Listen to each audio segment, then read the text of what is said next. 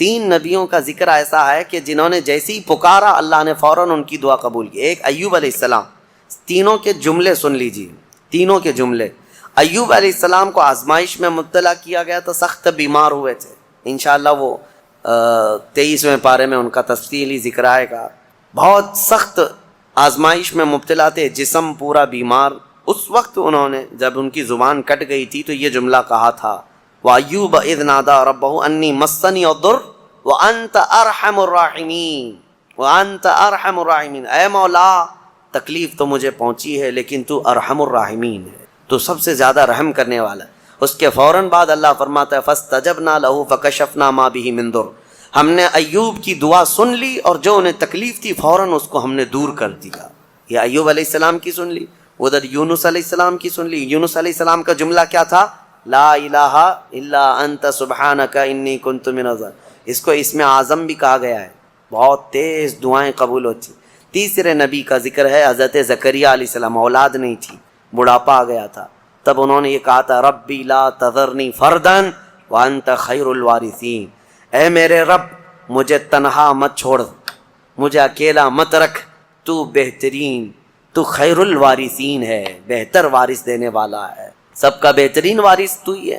تو یہ دعا حضرت زکریہ علیہ السلام کی اللہ کو پسند آئی. اے اللہ مجھے اکیلا مت چھوڑ, تو خیر الوارثین ہے. اللہ فرماتا ہے فَاسْتَجَبْنَا لَهُ وَوَهَبْنَا لَهُ يَحْيَىٰ.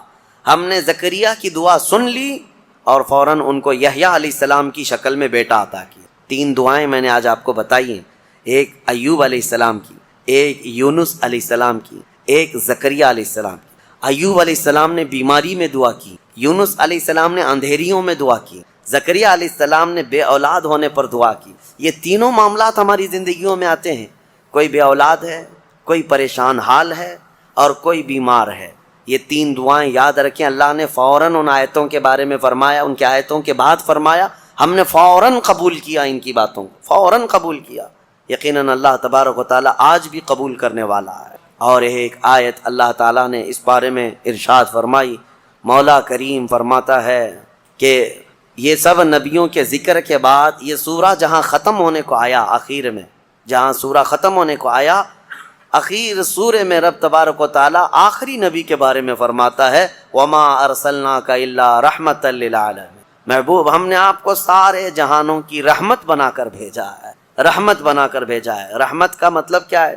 رحمت جس کے ذریعے سے خوشیاں ملے, جس کے ذریعے سے مشکلات حل ہوں, جس کے ذریعے سے اللہ تعالیٰ تمہاری مصیبتوں کو دور کرے, وہ رحمت ہے. ماں بیٹے کے لیے رحمت ہے, باپ بیٹے کے لیے رحمت ہے. یہ سب رحمتیں ہیں. اور اللہ تعالیٰ کی سب سے بڑی رحمت اس دنیا میں کوئی ہے تو وہ محمد الرسول اللہ کی ذات صلی اللہ علیہ وسلم. وہ سب کے لیے رحمت ہے, وہ سب کے لیے رحمت. حتیٰ کہ آپ کو میں بتاؤں, زمین و آسمان اس بارے میں لڑائیاں کرتے ہیں. زمین اور آسمان, اعلیٰ حضرت نے اس کو اپنے نعت میں لکھا ہے, خم ہو گئی پشت فلک استان زمین سے. یعنی آسمان بہت اپنی ڈینگے یعنی اپنی بڑائیاں بتا رہا تھا کہ مجھ میں چاند ہے, مجھ میں ستارے ہیں, مجھ میں سورج ہے, یہ سارے بڑے بڑے سٹارز آسمان اپنے اندر رکھتا ہے. تو زمین نے ایک ہی تانا دیا تھا, ایک تانا دیا تھا. اعلیٰ حضرت فرماتے ہیں خم ہو گئی پشت فلک, یعنی آسمان کی پیٹھ جھک گئی اس تانے زمین سے, زمین کے اس تانے کو سن کر. خم ہو گئی پشت فلک اس تانے زمین سے, سن ہم پہ وہ سرور دو عالم ہے, وہ رتبہ ہے ہمارا. ہمارے اوپر تو چاند سورج تارے جس سے فیض پاتے ہیں وہ محمد الرسول اللہ زمین میں ہے. میرے عزیزو آپ کو میں بتاؤں, رسول پاک صلی اللہ تعالیٰ علیہ وسلم ملائکہ کے لیے رحمت ہیں کہ نہیں؟ میں آپ سے کچھ سوالات کر رہا ہوں. اور اللہ کے کئی عالم ہیں, عالم یعنی کئی دنیا ہیں, کئی جہاں ہیں, ہاں وہ ہر عالم کے لیے ہیں رحمت ہیں. وہ ملائکہ کے لیے رحمت ہیں, جنات کے لیے رحمت ہیں, نباتات کے لیے رحمت ہیں, جتنے اللہ تعالیٰ کی مخلوقات ہیں سب کے لیے کیا ہے میرے مصطفیٰ؟ رحمت ہیں. شاعر نے بڑے اچھے انداز میں کہا ہے وہ ہر عالم کی رحمت ہیں, کسی عالم میں رہ جاتے یا ان کی مہربانی ہے کہ یہ عالم پسند آیا, یا ان کی مہربانی ہے کہ یہ عالم پسند آیا. میرے عزیزو یہ قربان جاؤ میرے مصطفیٰ کریم کے اس روئے زمین پر کہ آقا ہمارے درمیان میں, ورنہ وہ ملائے اعلیٰ میں رہتے, وہ فرشتوں کے درمیان رہتے, وہ جنتی حوروں کے درمیان رہتے, لیکن مولا رسول کریم صلی اللہ تعالیٰ علیہ وسلم کو ہمارے درمیان میں رکھا، یہ حضور کی اپنی پسند تھی اپنی امت کے ساتھ رہنے۔ اور یہ بھی میں آپ کو بتا دوں، قیامت کے دن کیا میرے نبی صلی اللہ تعالیٰ علیہ وسلم پچھلی امتوں کے لیے رحمت نہیں ہوں گے؟ آدم علیہ السلام سے لے کر عیسیٰ علیہ السلام تک کے ہر امتی کے لیے حضور رحمت ہے، سب کے لیے رحمت ہے، سب کا حساب حضور کی شفاعت کے بعد ہونا ہے۔ لیکن اس کے باوجود میرے آقا صلی اللہ علیہ وسلم قیامت کے دن اگر کہیں نظر آئیں گے تو وہ اپنے امتیوں کے بیچ میں نظر آئیں گے، ہمارے درمیان نظر آئیں گے۔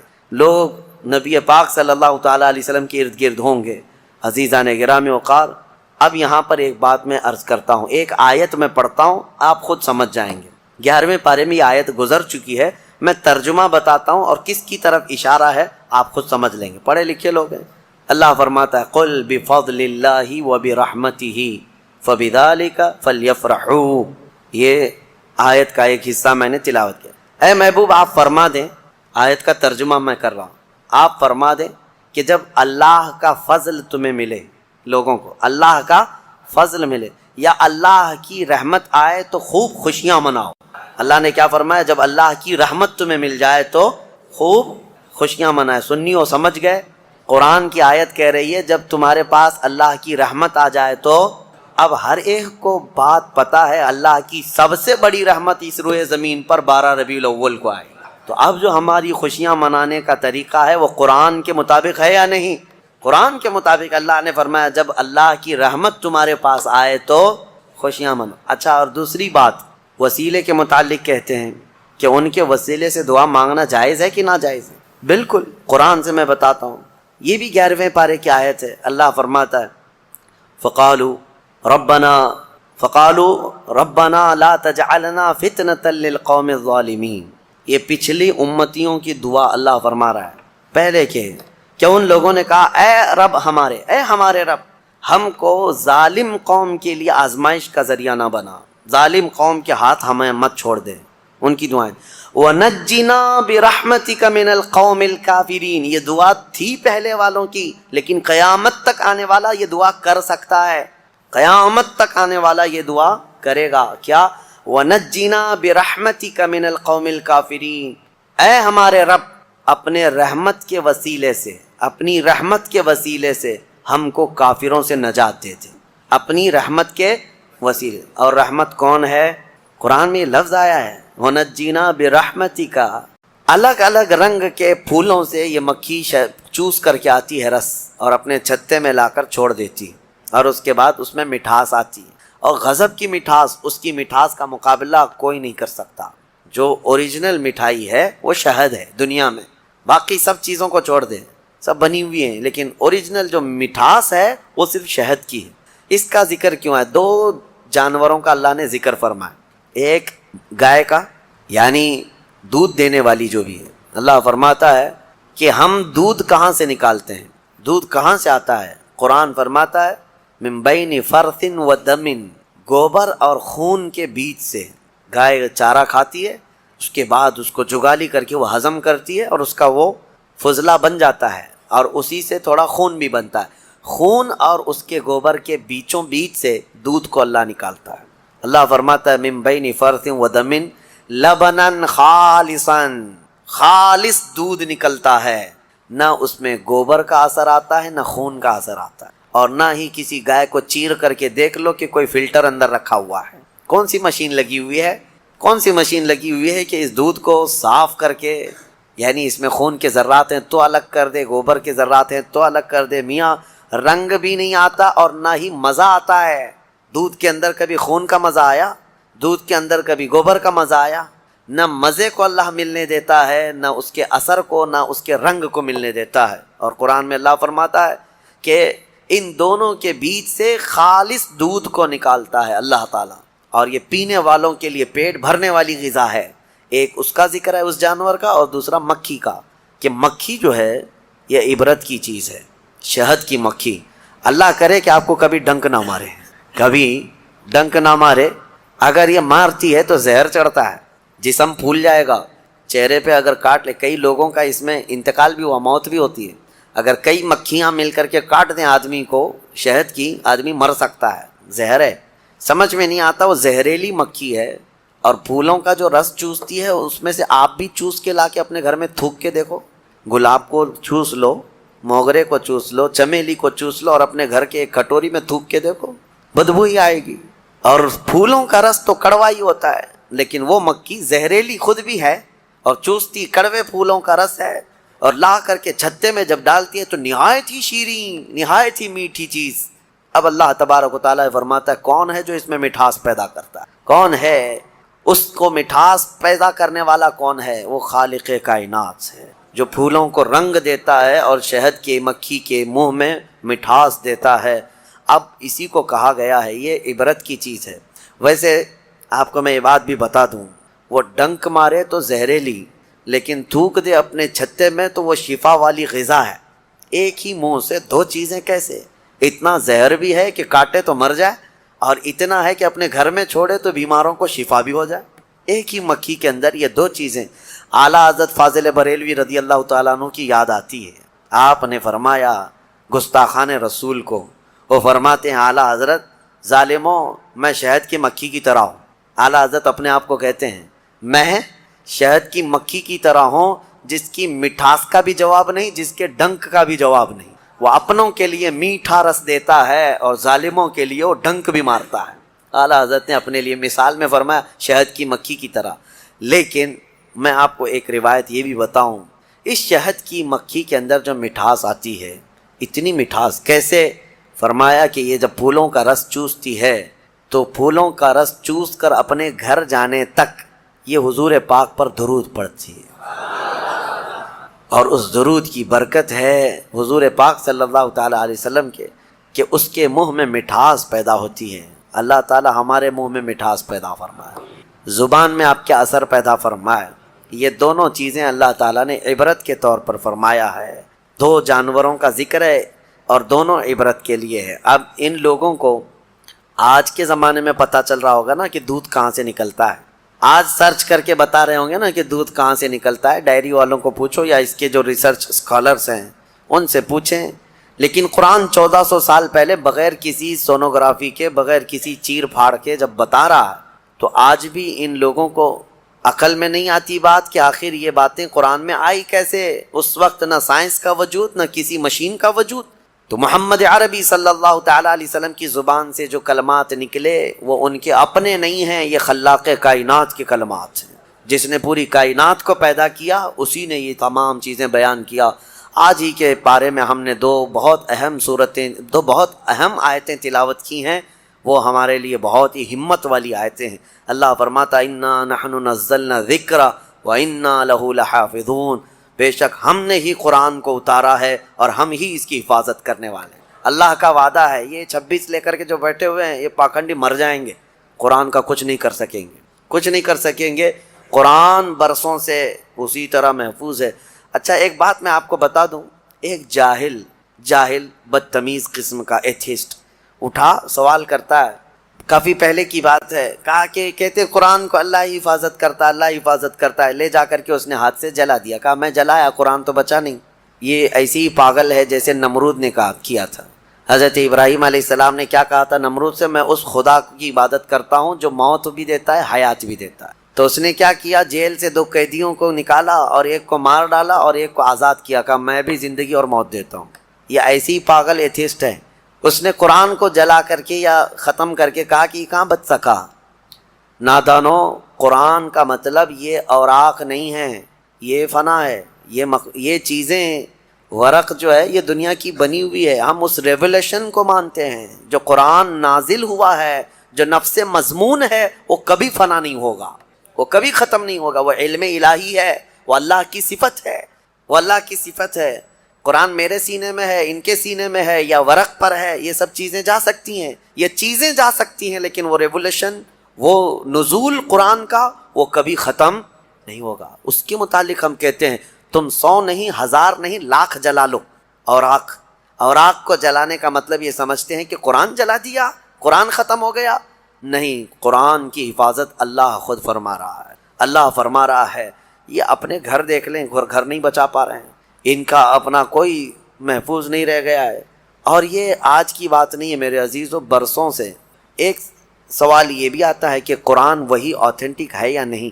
اس سے قبل بھی میں پہلی ہی تفسیر میں اس کو بتا دیا تھا جب شروع کیے تھے ہم لوگ. یہ سوالات یہ ملحدین کی طرف سے آتے ہیں، بددین ایتھسٹ جو ہیں، ناستک لوگ، وہ کہتے ہیں کہ کیسے پتا.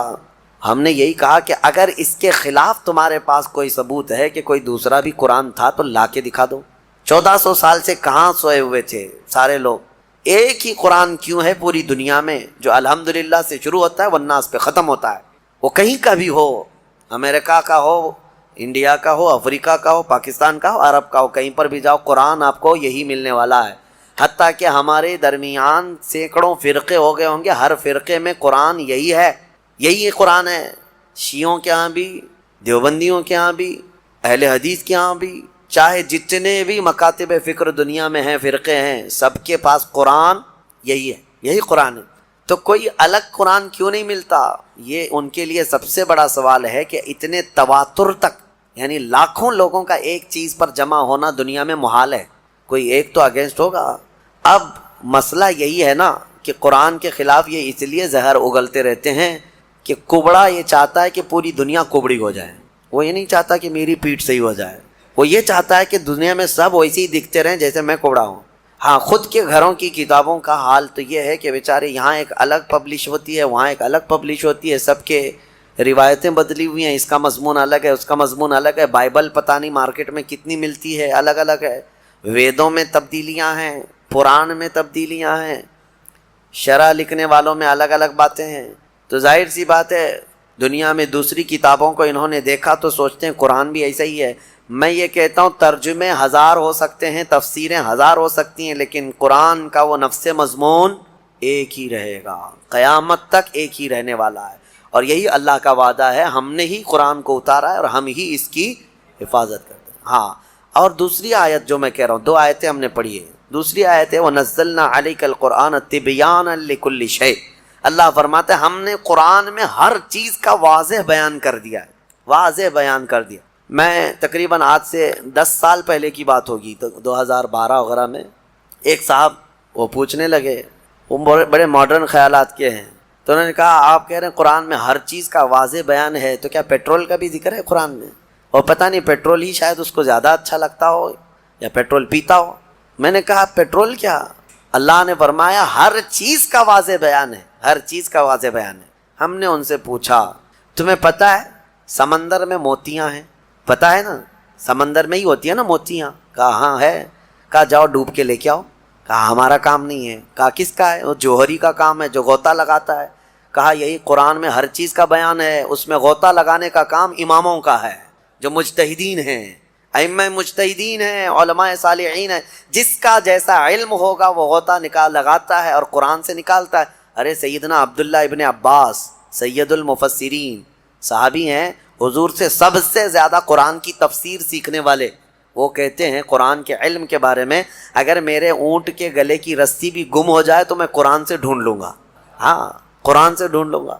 تو یہ ہر چیز کا واضح بیان ہے، لیکن یہ اپنے اپنے ظرف کی بات ہے، اپنے اپنے علم کی بات ہے. ہمیں پتہ ہے سمندر میں بہت سارے خزانے ہیں، لیکن ہر ایک کا کام نہیں ہے کہ سمندر میں جا کے موتیاں لے آئے. ہاں، کچھ لوگ کوشش کر بھی لیں گے تو سیپیاں لا سکتے ہیں، سیپ لے لیں گے. موتیاں لانا اور وہ سب جانکار لوگوں کا، ماہرین کا کام ہوتا ہے. اسی طرح میرے عزیزو قرآن عظیم میں ہر چیز کا واضح بیان ہے. اس کا مطلب اب یہ بھی نہیں ایک فرقہ نکلا ہے اہل قرآن، ابھی ایک فرقہ ہے. انٹرنیٹ پر کتنے فرقے آئیں گے پتہ نہیں. ابھی 72 تو بہت پہلے ہی ہو گئے جو جہنم میں جانے والے تھے، ابھی آ ہی رہے ہیں، ان کی شاخیں پہ شاخیں ہو رہی ہیں. اہل قرآن اور اللہ کی پناہ یہ اکثر جو ہے نا پاکستان سے نکلتے ہیں. ایک اسی طرح کا فرقہ جس میں وہ یہ کہتے ہیں کسی بھی حدیث کی ضرورت نہیں، کسی بھی چیز کی ضرورت نہیں، ہمارے لیے قرآن کافی ہے. قرآن میں اللہ نے فرمایا نا ہر چیز کا واضح بیان کیا، تو اس آیت کی وجہ سے اب کسی دوسری چیز کی ضرورت نہیں، بس قرآن ہی کافی ہے، قرآن ہی کافی. وہ دنیا کو ایسا گمراہ کرتا ہے آدمی، ہاں بات کرنے نہیں دیتا علماء کو، لیکن وہ لوگوں پر اپنے لچھے دار باتوں سے حاوی ہونے کی کوشش کرتا ہے. ہر چیز کا بیان قرآن میں، ہر چیز کا بیان قرآن میں. کافی سال پہلے ہمارے استاد گرامی حضور محدث کبیر رحمۃ اللہ ادام اللہ اقبالہ، آپ نے فرمایا تھا کہ آپ کا ایک اہل قرآن سے کسی سے مباحثہ ہو رہا تھا. ہر چیز کا بیان قرآن میں، ہمارے لیے قرآن کافی ہے۔ تو حضرت نے اس سے کہا کہ تو ٹھیک ہے، کتا کھانا کہاں ہے، کیا ہے بتائیے، حلال ہے کیا حرام ہے؟ قرآن میں اس کا ذکر ہونا چاہیے، صاف صاف ذکر ہو کتا کھانا کیا ہے۔ اگر حلال ہے تو پہلے تم کباب بنا کے کھاؤ، اور حرام ہے تو پھر قرآن سے دکھاؤ۔ نہیں تھا کیا قرآن میں ہر جانور کا پرٹیکولر نام ہے؟ نہیں ہے، فارمولے بتائے گئے ہیں۔ اور قرآن کو سمجھنے کے لیے رسول پاک کی حدیث ضروری ہے، کیونکہ وہی نور ہے جو اس پر روشنی ڈالتا ہے۔ نبی پاک صلی اللہ علیہ وسلم کی حدیثوں کے بغیر قرآن کو سمجھنے کی کوشش کرو گے، پھر اٹکل پچھو مارتے رہ جاؤ گے، اس کا مطلب یہ ہو سکتا ہے، اس کا مطلب یہ ہو سکتا ہے۔ نبی پاک صلی اللہ تعالیٰ علیہ وسلم کی احادیث سے جس نے قرآن کو سمجھا وہ ہدایت پر ہے، وہ ہدایت پر ہے۔ ورنہ یہی انٹرنیٹ کے کیڑے جو ابھی نکلے ہوئے ہیں، اپنا فرقہ بنائے، اور انہوں نے کیا کیا انکار کر دیا، معجزہ نہیں ہوتا، یہ تورات زبور انجیل کوئی کتاب ہی نہیں تھی، ہاں، اور سب سے افضل قوم جو تھی وہ بنی اسرائیل تھی، امت محمدیہ نہیں ہے۔ آیتوں کے ذریعے سے بہت کچھ توڑ مروڑ کر کے مانے۔ کہاں سے سمجھ رہا ہے؟ اس سے سوال کرو تو کہا ہم اپنی عقل سے سمجھتے ہیں، عقل سے سمجھتے ہیں، ان کو حدیث کی ضرورت نہیں، حدیث کا لفظ تک نہیں لیتے، وہ کہتے ہیں عقل سے، ہم اپنی عقل سے سمجھتے ہیں، اللہ نے ہم کو اتنی ہدایت دی۔ اگر ان سے صرف ایک سوال کر لیں، ایک سوال کر لیں، سب چیزیں تمہارے لیے قرآن ہی کافی ہے نا۔ پہلی بات تو یہ بتاؤ کہ یہ قرآن تم تک آیا کیسے؟ کیا تمہاری عقل پہ ڈائریکٹ نازل ہو گیا، جبرائیل امین لا کر کے دے دی؟ کہاں سے آیا قرآن؟ اس کی آتھینٹسٹی چاہیے، تو ان کو بولنا پڑے گا، ان کو بولنا پڑے گا کہ رسول اللہ پر نازل ہوا، اور اس کو جمع کس نے کیا؟ کس نے کیا؟ عام لوگ جانتے ہیں، صحابہ اکرام نے جمع کیا۔ اب صحابہ اکرام سے تابعین میں آیا، تابعین سے پھر اولیاء امت میں آیا، یہ ایسے ہی چلتا چلتا قرآن ہمارے تک آیا نا۔ اب یہ صاحب یہ بیچ کے سارے سند ہٹانا چاہتے ہیں، نہیں، ہم کو ڈائریکٹ چاہیے۔ اگر تم یہ صحابہ کرام اور یہ تابعین کے سلسلے کو ختم کرو گے تو قرآن کی سند بھی نہیں رہ جائے گی، قرآن کی سند بھی نہیں رہ جائے گی۔ قرآن کو اگر تم حقانیت والا یہ کتاب مانتے ہو تو یہ ماننا پڑے گا اس کو ہم تک پہنچانے والی جو ذاتیں ہیں وہ نبی پاک صلی اللہ علیہ وسلم کے سچے غلام ہیں، اور انہوں نے ہی حضور کی حدیثیں بھی بیان کی، اور قرآن کی تشریح بھی انہوں نے ہی ہمیں سمجھایا۔ اسی لیے قرآن کو اپنی عقل سے نہیں بلکہ صحابہ اور تابعین کی سمجھ سے ہمیں سمجھنا ہے۔ جیسے رسول اللہ نے انہیں سمجھایا ہے ویسے ہم قرآن سمجھنا چاہتے ہیں، تو عقل نہیں، گوگل نہیں، بلکہ فہم صحابہ جس کو کہتے ہیں، صحابہ اکرام۔ ابھی لوگوں کو بڑا آسان ہے، آیت سمجھنا ہے گوگل کر دو، اور گوگل لا کر کے دیا، اور گوگل کتنی جگہ گلیوں میں پھنساتا ہے پتہ ہے، بڑی بڑی گاڑیاں لے جا کر کے نکڑ پہ لگا دیتا ہے۔ گوگل میپ والی آنٹی جو بولتی ہے اس کے پیچھے پیچھے چل کر کے کتنی مرتبہ تو ہم بھی دھوکے کھائیں۔ ہاں، ہم کو جو ہے دلی سے نکل کر کے گاڑی میں 6 لوگ تھے، میپ لگا کر کے چل رہے ہیں، میں کہا کہ مجھے پتہ ہے راستہ، ڈرائیور صاحب رامپور کے تھے، کہے کہ نہیں میپ سے چلیں گے۔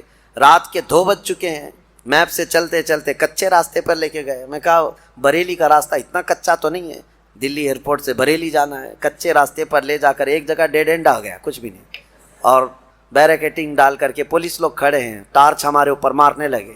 کہا ادھر کیوں آئے؟ ہم نے کہا کہ ہم بریلی جا رہے ہیں۔ انہوں نے کہا یہ تو سب جیل ہے، یہاں کیسے آ گئے؟ رات کے 3 بجے۔ تو یہ ہے گوگل وہاں تک پہنچاتا ہے۔ بہت سارے لوگ صرف جو ہے نا آیتوں کو گوگل کر کے وہیں تک جیل تک جانا چاہتے ہیں۔ صرف اس پر ڈیپینڈ مت رہو۔ ہاں، میں یہ نہیں اس کا انکار نہیں کرتا کہ اس میں کچھ نہیں ہے، لیکن یہ آتھینٹک ہے یا نہیں اس کو سمجھنے کے لیے پھر تمہیں علماء حق کی ضرورت ہوگی۔ آج جو فارورڈ ہو رہے ہیں نا سارے میسیجز، حدیث حدیث حدیث کہہ کر وظیفے وظیفے وظیفے، اس کے لیے بھی کیا تمہارے پاس اتنی عقل ہے کہ حقیقت میں یہ بخاری کی حدیث ہے یا نہیں؟ کیسے پتہ تمہیں؟